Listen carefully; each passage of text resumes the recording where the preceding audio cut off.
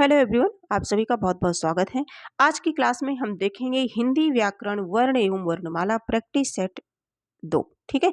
इसके पहले पहली प्रैक्टिस सेट में हम लोगों ने महत्वपूर्ण तथ्यों को देखा है, उसके माध्यम से टॉपिक को कवर करने की पूरी कोशिश हुई है और जो भी टॉपिक बचा हुआ है, जो भी उन पे हमने जो है प्रश्नों को बनाया है और महत्वपूर्ण प्रश्नों का संकलन इस पीडीएफ के माध्यम से, इस क्लास के माध्यम से आप सब तक पहुँचाने की पूरी कोशिश है हमारी।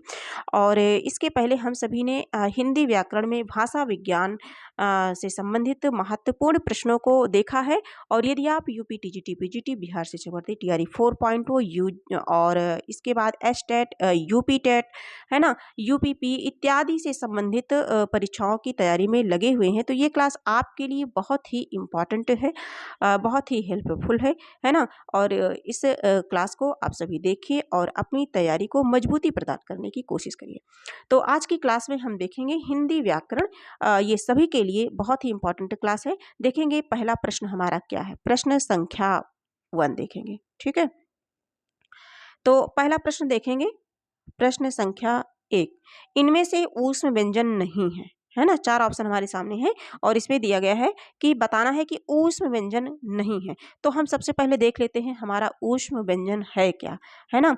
श, श, स और हा। ठीक है, तो ऊष्म व्यंजन नहीं पूछा गया है। अब हम इन चारों को देख लेते हैं, हा है, सा है, शा है ना। तो हमारा ला नहीं है, इसमें कहीं ला आया नहीं है, तो ला वाला हमारा ऑप्शन क्या हो जाएगा, सही, यानी कि हमारा ऑप्शन क्या हो जाएगा, डी सही हो जाएगा। ठीक है, तो अगले प्रश्न पर चलेंगे। हम सभी देखेंगे जो हमारा अगला प्रश्न है। हाँ, देखेंगे इसमें ला ऊष्म व्यंजन नहीं है बल्कि अंतस्थ व्यंजन। अंतस्थ व्यंजन कौन है, अंतस्थ व्यंजन 4 होते हैं। अंतस्थ व्यंजन कितने होते हैं, 4 होते हैं, य, र, ला और वा। ये क्या है, अंतस्थ व्यंजन। अंतस्थ व्यंजन की संख्या कितनी होती है, 4 होती है। ठीक है, अगले प्रश्न पर हम चलेंगे। हम सभी निम्नलिखित में से महाप्राण ध्वनियां हैं। 4 ऑप्शन है, महाप्राण ध्वनि बतानी है। निम्नलिखित में से महाप्राण ध्वनियां हैं। कल प्रश्नों के माध्यम से हम सभी ने बहुत अच्छे से पढ़ा था कि अल्पप्राण क्या है, महाप्राण क्या है, अघोष क्या है, सघोष क्या है। ठीक है, क्लास में पूरा मैंने रटा दिया था। जो भी प्रतियोगी भाई बहन हमारी क्लास को देखे होंगे तो वो तुरंत बता देंगे कि इसका करेक्ट आंसर क्या होगा, कागा, चाजा, पाबा और डा था। ठीक है, तो प्रश्न संख्या 2, इसका करेक्ट आंसर क्या होगा। निम्नलिखित में महाप्राण है, निम्नलिखित में महाप्राण है, तो ढा हो जाएगा और धा हो जाएगा। ठीक है, तो आगे चलते हैं, इसका करेक्ट आंसर डी हो जाएगा। अगले प्रश्न पर हम चलते हैं। प्रश्न संख्या जो है ये देखिए, प्रवक्ता जीडीसी प्रवक्ता भर्ती परीक्षा में प्रश्न आया था ये, है ना। तो प्रश्न संख्या 3 देखेंगे, शब्दकोश की दृष्टि से शब्दों का सही क्रम किस विकल्प में है। शब्दकोश की दृष्टि से शब्दों का सही क्रम किस विकल्प में है। प्रश्न संख्या 3, चारों ऑप्शन को सॉरी क्षमा चाहूंगी, आंसर दे गया, है ना। चारों ऑप्शन को देखेंगे। ऑप्शन ए है कंठस्थ, बी है कमल और कंठस्थ, कमल, कलई, कलंक, है ना। कमल, कंठस्थ, कलई, कलंक, कंठस्थ, कमल, कलंक, कलई, कमल, कंठस्थ, कलंक, कलई। ठीक है, क्रम से बताना है हमें कि हमारा कौन सा सही होगा। प्रश्न संख्या 3, तो कंठस्थ, कमल, कलंक और कलई, करेक्ट आंसर हमारा सी होगा। अगले प्रश्न पर चलेंगे, है ना। शब्दकोश की दृष्टि से शब्दों का सही क्रम क्या होगा। सबसे पहले क्रम में क्या आएगा, कंठस्थ आएगा। ठीक है, फिर कमल आएगा और उसके बाद कलंक, फिर कलई। अगला देखेंगे हम सही, प्रश्न संख्या 4 देखेंगे, शब्दकोश की दृष्टि से शब्दों का सही क्रम किस विकल्प में है।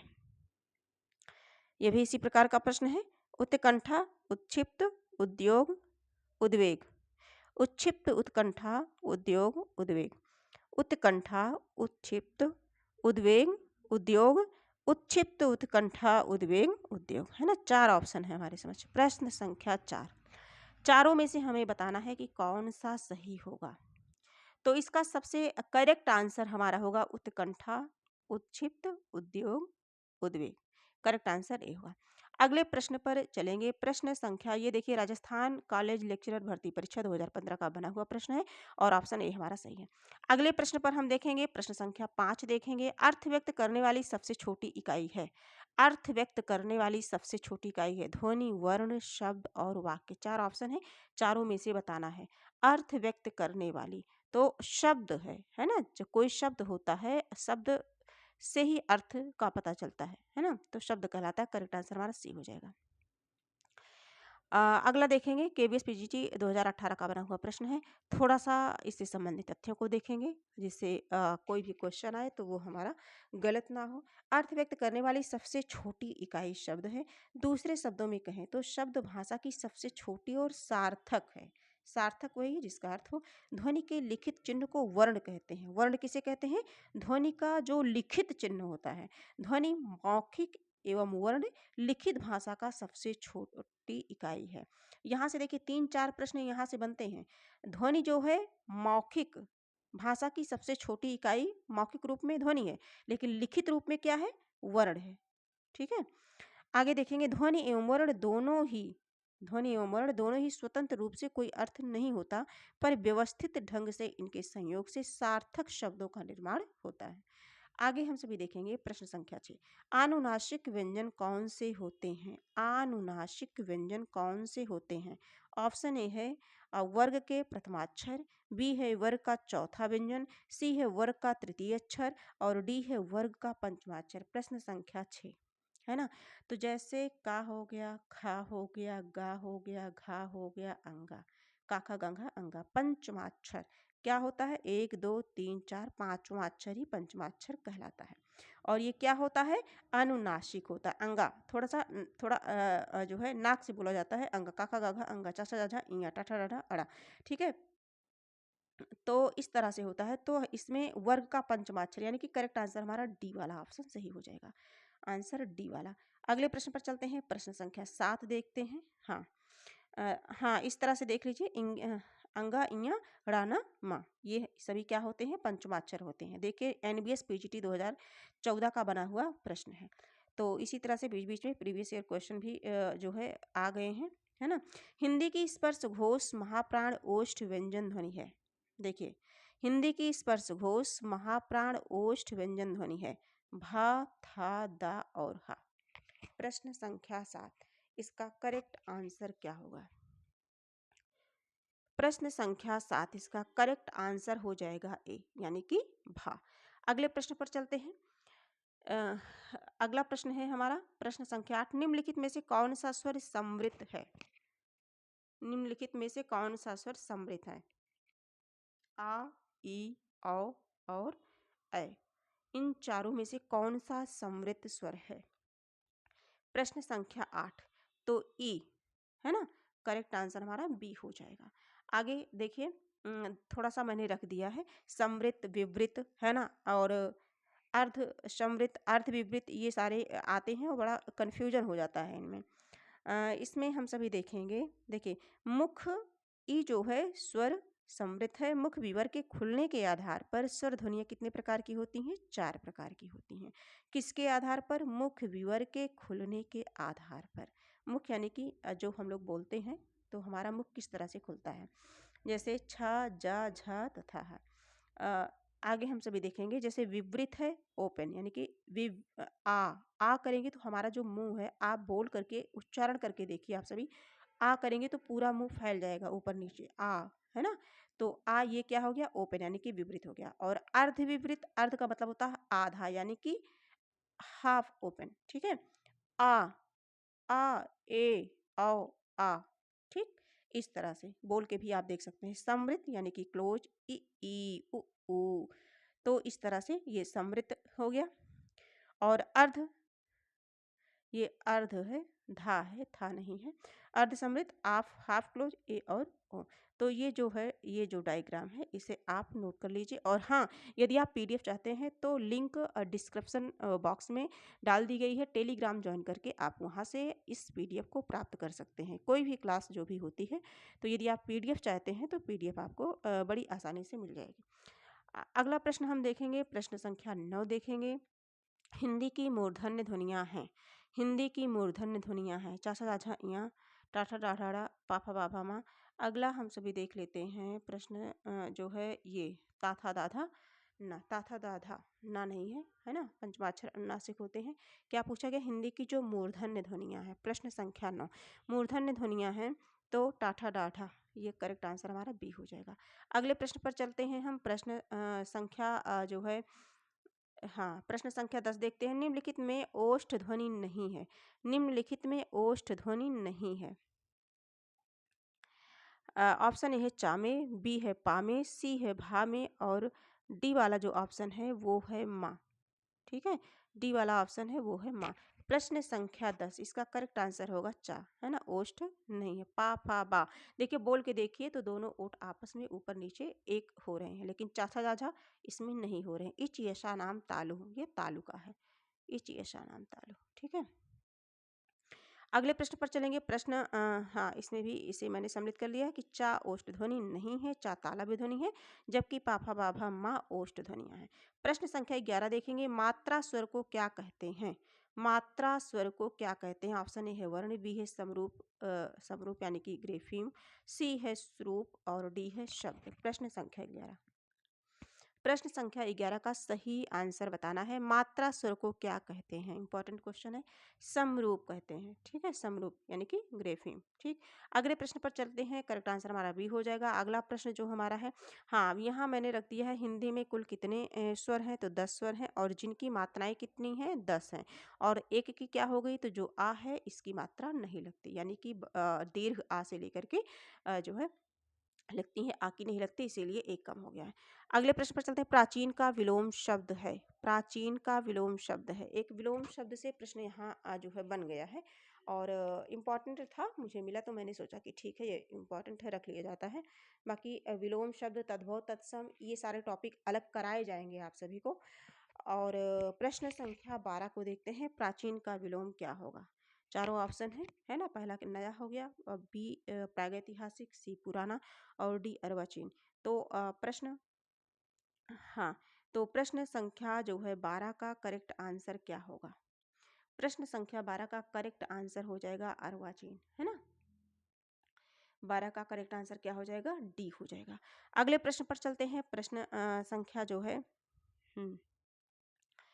प्राचीन का विलोम अर्वाचीन शब्द है। नया का पुराना विलोम होता है। उल्टे या विपरीत अर्थ में प्रयुक्त होने वाले शब्दों को विलोम या विपरीतार्थक कहते हैं, यानी कि जो अपोजिट होते हैं।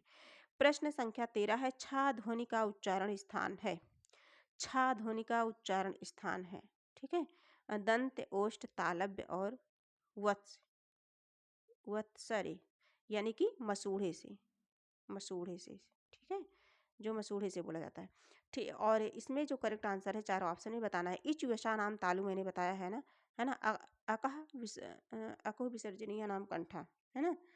तो इच विषा नाम तालु, तो इसका जो करेक्ट आंसर हो जाएगा सी हो जाएगा। अगले प्रश्न पर चलेंगे। प्रश्न संख्या 14 है। निम्नलिखित में से कौन तालव्य ध्वनि है, निम्नलिखित में से कौन तालव्य ध्वनि है। चा, ला, पा और अगला क्या है, हा है। तालव्य ध्वनि पूछा जा रहा है, तो अभी मैंने बताया इ ई इचुएशा नाम तालु, है ना, तो ये चा आ गया, ये क्या है, तालव्य ध्वनि है। अगले प्रश्न पर चलेंगे। यूपी टीजीटी 2016 का बना प्रश्न है, देख लेते हैं थोड़ा सा।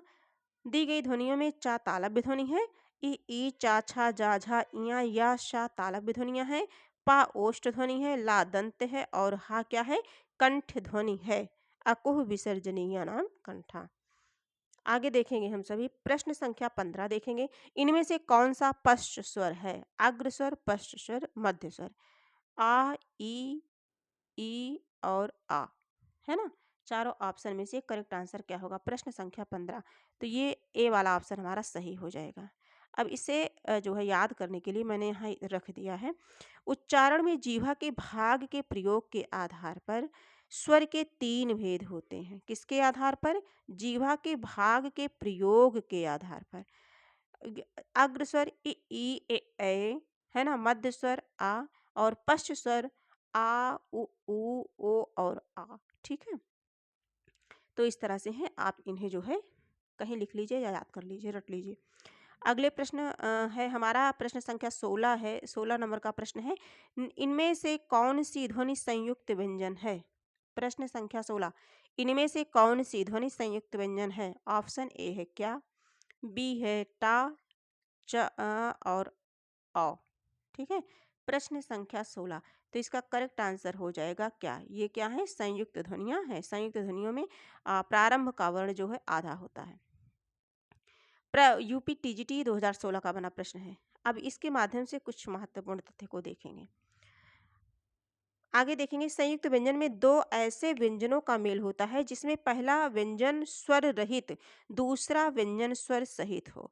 यहाँ क्या में का तथा या का मेल हुआ है? का जो है स्वर रहित तथा या स्वर यानी कि आ सहित है ना। और चा जो है द्वित्व व्यंजन है। च ये क्या है? द्वित्व व्यंजन है। इसमें समान व्यंजन का मेल होता है, एक ही जैसे, चाहे ये भी है चाहे ये भी है। और इसमें क्या देखा हम लोगों ने संयुक्त व्यंजन में?